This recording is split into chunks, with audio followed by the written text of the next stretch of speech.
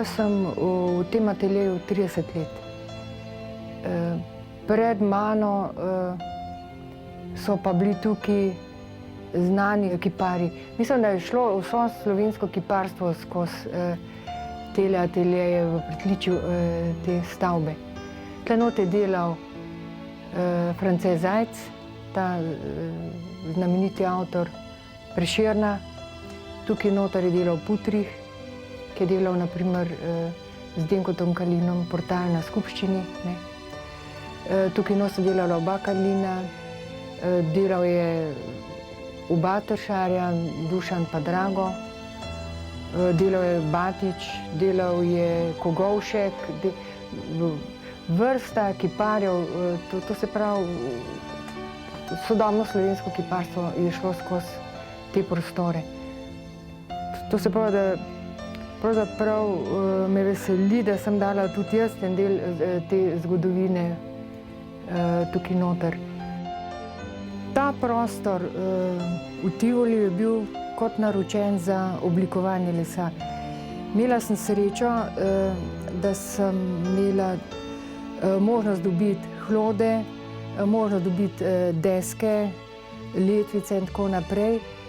In v teh letih sem pravzaprav naredila eno tako raziskavo v tem oblikovanju lesa od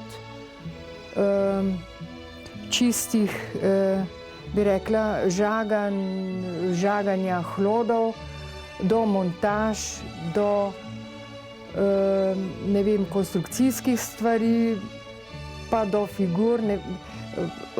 Tukaj so šle skozi različne faze, jasno odvisno od obdobja,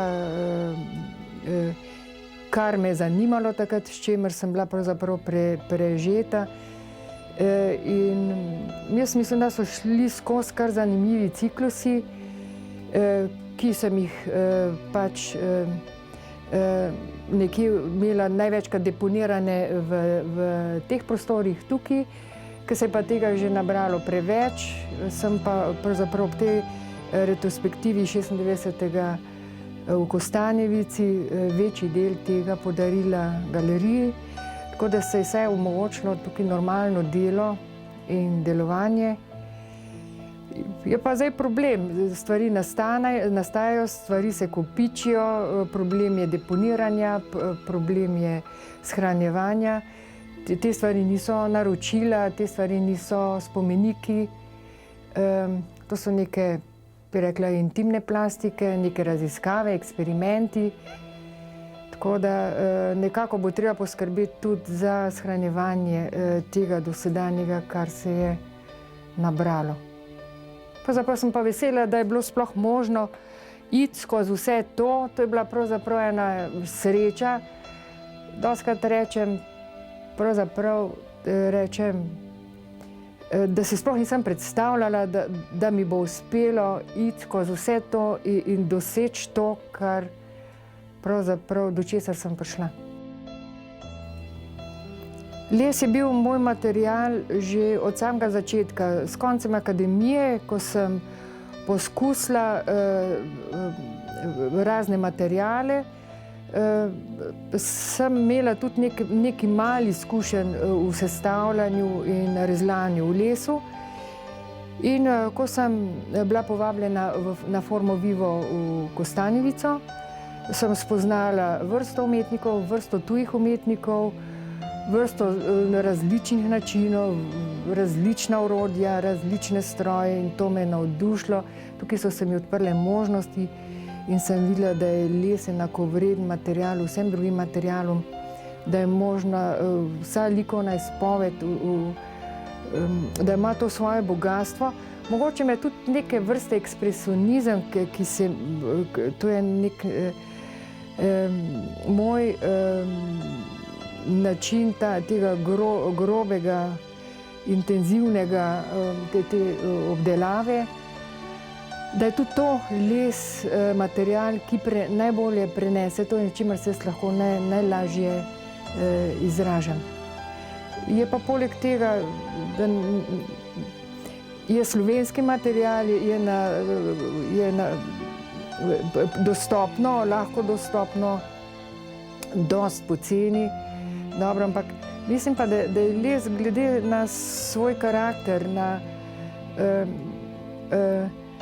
tudi možnost obdelave, pa na montaže in na vso to bogatstvo, da je to tisto, kar mi je nudilo vse te možnosti raziskav do zdaj, kar sem jih pač poskusila. Polovica, komolc, ramena, prsni del, medenica. Zdaj pa grem tle, kjer se stikajo te mase, jih še izrazito poudarim. Tle na primer kolena, zdaj ima ta križanje teh smeri. Tudi vrat mi gre tako, glava gre tako. Zdaj pregledam, kje imam jaz zdaj te točke, ker ponavadi z ene smeri ne vidim in treba to označiti. Tudi vrat gre dosti nazaj. To je zdaj treba poudariti, tam, ker se sekajo te smeri. Pravzaprav jaz bolj rišem, žago bolj rišem, kot pa modeliram. To se pa z risbo nekako gradim formo. Te linije mene meče ena taka dolga poteza, s katero lovim te smeri pa ta ritem. To je pravzaprav značilno vseh teh figur. Vsaki pa pol jih najdem nekaj svojega, nek svoj preplet ali pa eno svojo dinamiko, ki me pol izziva in pač moram do konca doreči temu vprašanju, pač tistemu, kar sem ji postavil. Velikokrat je tule problem stilizacije, to se pravi med realnostjo pa stilizacijo, kje ujeti tisti prav trenutek. So roke, pa ne moreš narediti ta pravih rok. Izhodišče mi je hlod in še zmeraj mora ostati hlod, to se pravi, ne smem ga načeti tako, da bo vendar ratala realna figura, je nesmisel.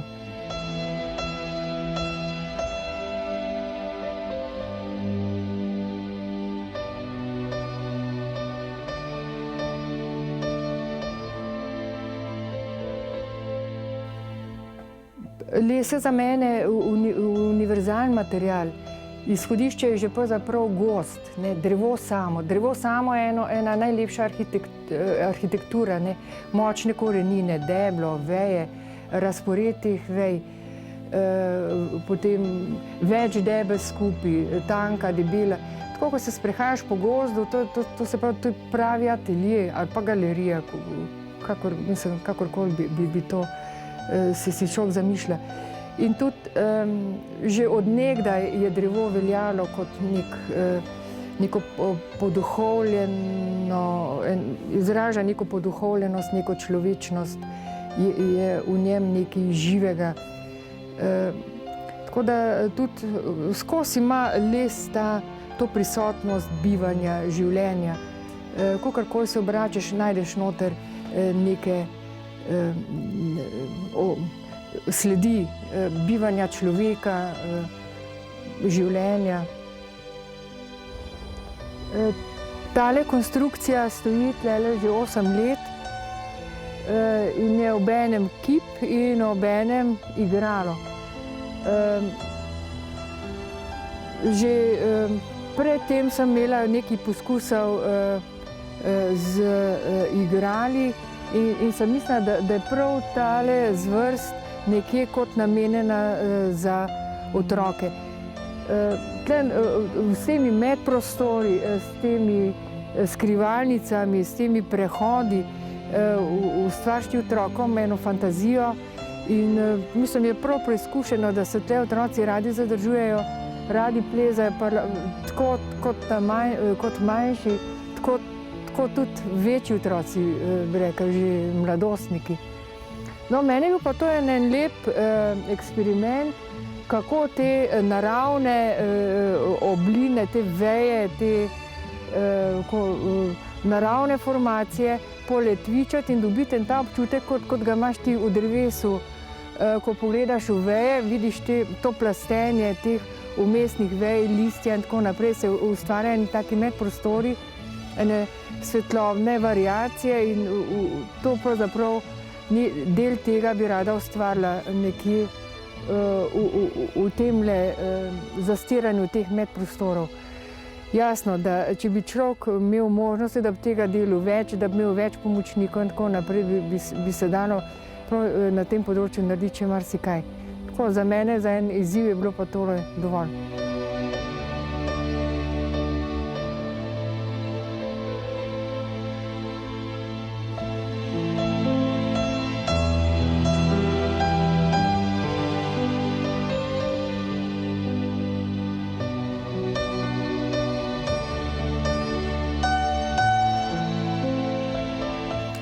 Ja, vsaka razstava pomeni za avtorja en izziv, pa tudi en napor. Navsezadnje ti moraš v enem prostoru narediti en rezime enega svojega dela.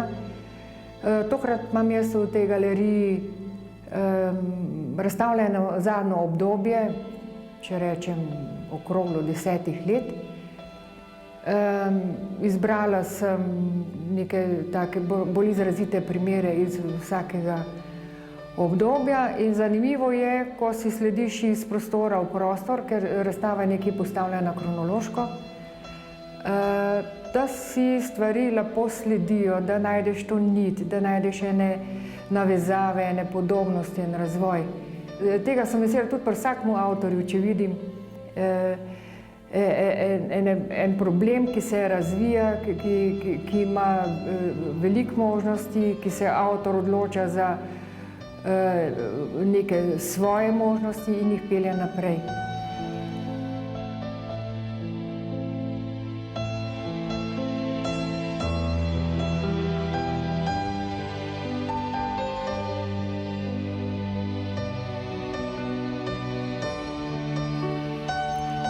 V tej sobi predstavljen ciklus, kjer izstopa mogoče med vsemi najbolj barva.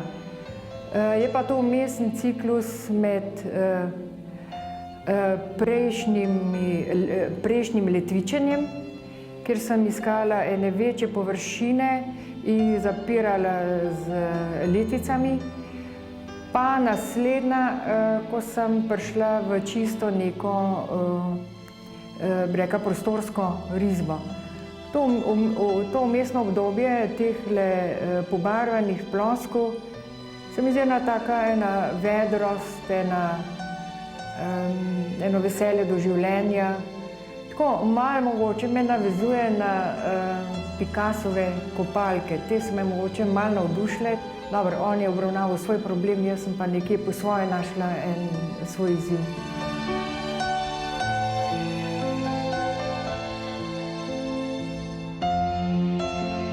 To figuro smo zadnjič žagali v ateljeju.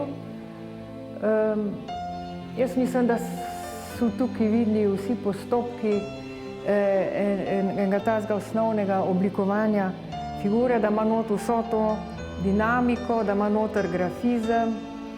Dobro, zdaj figura je lahko bolj ali manj obdelana, bolj ali manj, bi rekla, zožena oziroma bolj ali manj masivna. Ponavadi pa zdaj za glavo majčkeno izpostavim eno os obraza, pa tlele barvno malo osvetlim. Figura je pri meni zmeraj vklopljena v en ambient oziroma v en smisel enega ambientalnega reševanja. Izhaja pa iz olesenelih senc. To se pravi, postavljena je bila figura, ki ima od sebe ne samo nasebne sence, ampak tudi odsebne sence, in te so bile ponavadi zgrajene s takimi dolgimi deskami in tako naprej. To je bila kompletna konstrukcija. V tem primeru je pa figura ujeta v en polzaprt prostor. Ta konstrukcija je nekje ena podobnost s temi mojimi sencami, ki sem jih imela v prostoru, s tem, da je ta kubus tukaj enoten, določen in znotraj tega je figura, ki jo moraš poiskati, ki je majčkeno skrita, po sebi je zelo gracilna, zelo sloka in ji te dodatki dodajo eno maso.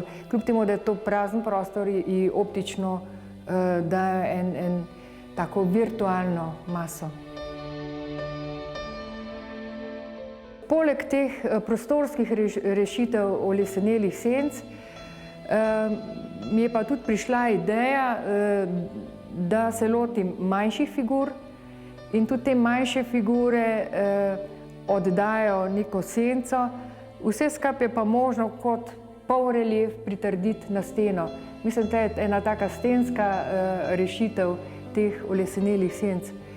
Je pa spet značilna ta gravura oziroma ta grafična struktura žage, ki je tukaj na figuri bolj izrazita, se umiri na podstavku, pa se pa spet delno odrazi na senci. Senca je dobro, da se lomi, računam tudi, da se lomi po kotih, po tleh, po stropu. Dobro, to so samo ideje, prideš do ene faze, potem greš pa v druge raziskave.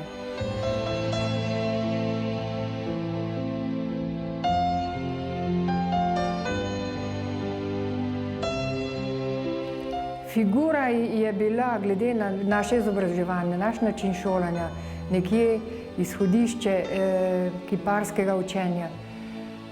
In tega mnenja sem še zmeraj. Človek mora spoznati najprej samega sebe, potem pa lahko razmišljaš o drugih stvarih in tudi razvijaš stvari v razne smeri. Ne glede na cikluse, kakšni so bili, je skoraj človeška ali pa živalska figura pri meni prisotna, bolj ali manj očitno. Tukaj so primeri teh, nekih takih domačih figuric. Mene je asociirala zelo ta tanagra figurice, figurine v keramiki iz helenističnega obdobja stare Grčije. Ta draperija se mi zdi neznansko lepa. Enako lepa je tudi gotska draperija. To se pravi, vse te linije, ki padejo nekje, mi ustrezajo za moj način izražanja z žago. Jaz imam le linijo, ki jo potegnem in mi te linija, ta draperija nekje se mi ujema. Mislim, da figuri se noben kipar ne more odpovedati.